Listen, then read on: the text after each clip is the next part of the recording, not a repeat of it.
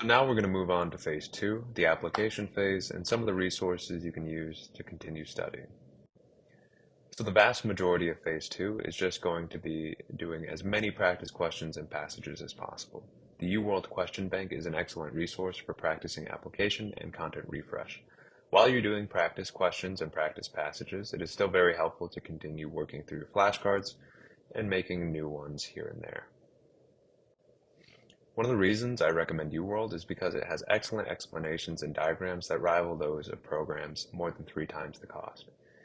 In my experience relative to Kaplan, I actually much preferred the explanations and diagrams in UWorld, especially when it came to mathematical concepts like physics. Their diagrams and explanations lend themselves very well to making flashcards or taking notes on incorrect answers.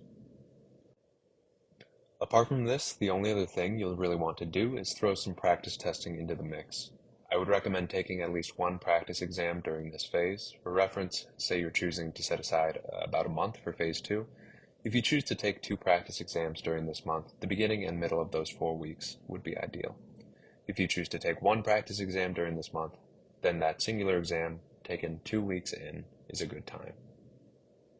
Just like before, you will review your tests, see which areas you're struggling in, and make notes and flashcards on your mistakes in order to improve. Then you will go back to doing practice questions and passages just like before. The reason I placed practice testing in step 2, even though you can add an additional exam at the beginning of phase 2, which would technically be in part 1, is because 1 practice exam is sufficient. The reason that at least 1 is extremely important, though, however, is because it will give you an indication of whether or not your study habits are working. If your study habits are working, then you should see improvement relative to your baseline exam score. If not, this is likely an indication that you need to be spending more time studying every day and doing more flashcards and questions every day. But with that, we'll move on to phase 3.